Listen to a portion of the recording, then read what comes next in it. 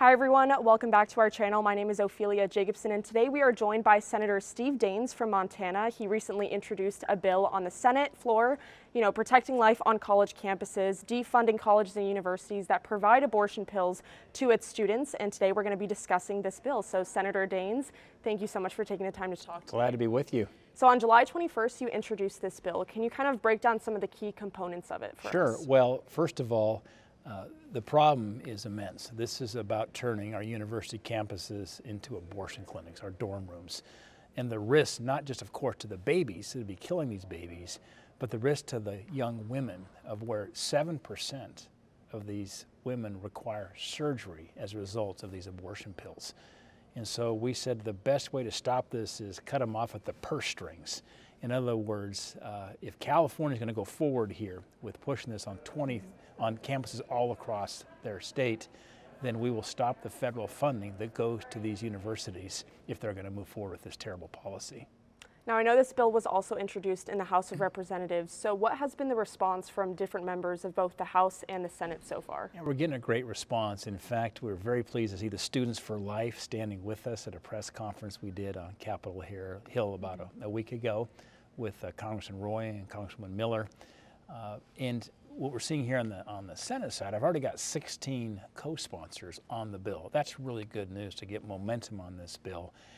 And we're concerned because, as we know, sometimes these crazy ideas in liberal places like California can spread across the country. We're hearing that Massachusetts is starting to look at this as well. So that's why it's really important for us to act here in Washington to stop this. And what has been the response from your constituents as well? Well, I'm thankful. I had a big re-election last fall. We had one of the highest profile Senate races in the country, and I will tell you what, it was our pro-life voters that were out there going door to door, that mobilized in ways that pollsters couldn't even figure out what happened, because on election night we won by 10 points. And those are those pro-life voters who are quietly going about their day. They're praying for results, they're working hard, and we're getting a really strong response back home, thanking our team for standing up for life. And can you talk to me a little bit about the California legislation that was introduced in 2019? I know it's not supposed to take into effect until 2023, so why introduce the legislation now with just 2 years to go until it takes into effect? Yeah. Is 2 years enough to prevent this from happening? Well, we've got to take action now, because when you see an idea like this start to get some traction in a place like California, we're concerned it could spread to other places like we're seeing in Massachusetts. So we want to get ahead of the curve here. We want to make sure we're educating the voters, educating the young women on the campuses. I think it's shocking to know that 7% of women who take this abortion pill require some kind of surgery. They obviously don't want to talk about that on the other side. This gives us a chance to really educate young women to make sure they understand the dangers to themselves by moving forward with these abortion pills. I want to bring up some statistics that I saw in the press release on your website. It said that the use of chemical abortions has skyrocketed in the past 20 years, increasing from just 5% in 2001 to 39% of all abortions in 2017. What do you believe is the cause of this increase? Yeah, I'll tell you what, a lot of it's about money. This is a very profitable and lucrative business. The abortion industry is a big business.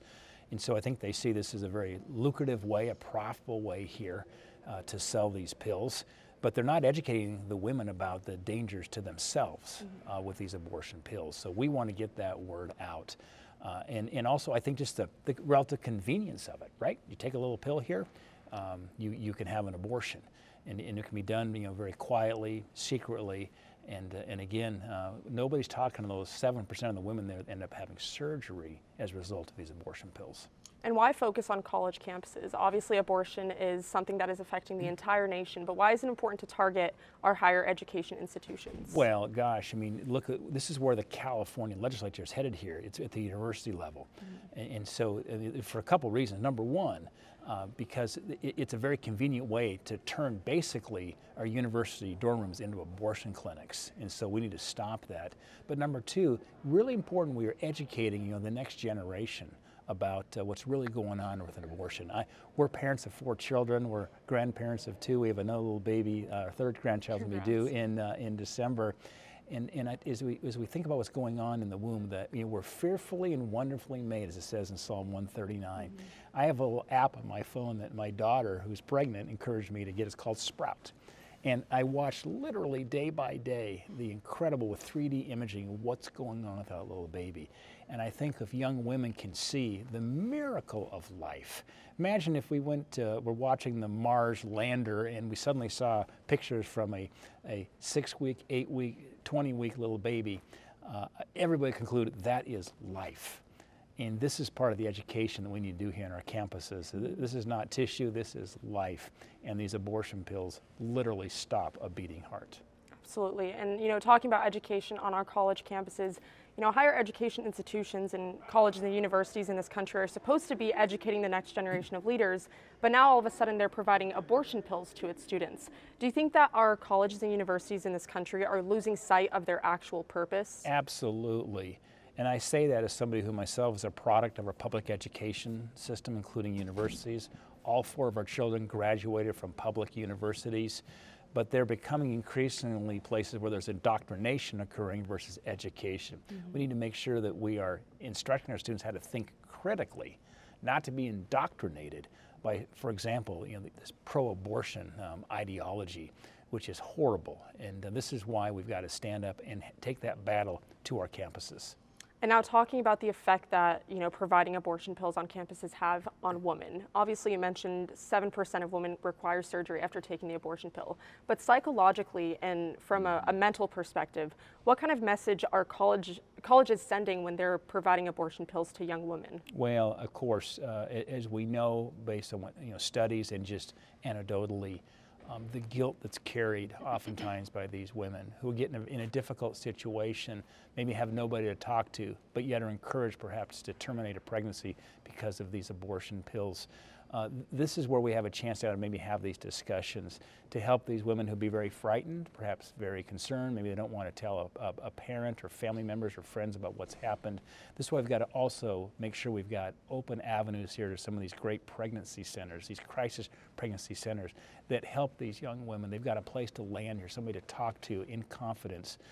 And to encourage that young woman to take this baby to full term here. As you know, we have so many parents that want to adopt these little babies. We have far more adoptive parents than we have babies. I mean, one of our great challenges we face in this country right now is we're not having enough children. Our birth rates are declining in our nation. We need more babies. We need more children. And so there's always loving families that would love to adopt these little babies. And you mentioned pregnancy crisis centers. Would you support opening those on college campuses? Absolutely. And so that'd be one way here that we can help make sure that women know they've got a choice. The choice is not whether they should terminate the pregnancy or not. The choice is here, I can go now on campus and find a center here that would be able to have a confidential conversation, provide the right, accurate medical consultation here, as well as helping that young woman going through a very difficult time. And last question, as founder and chairman of the Senate Pro-Life Caucus and as a father of 4 children, what would it mean to you if this bill passed? Well, it'd be a great victory on behalf of, first of all, the little babies here that are vulnerable. They don't have a voice in this equation, so it gives them a voice. It'd be a great win for our pro-life movement here on Capitol Hill, for the country. And I'll tell you, as a daddy of 4 and grandfather of 2, our family would be cheering.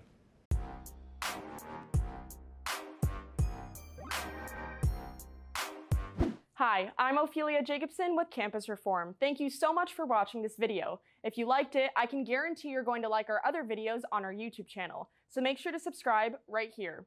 Help us expose more liberal bias on college campuses across the nation by clicking this button here to donate. And if you're interested in getting a cool hat like this one, you can click the button right here.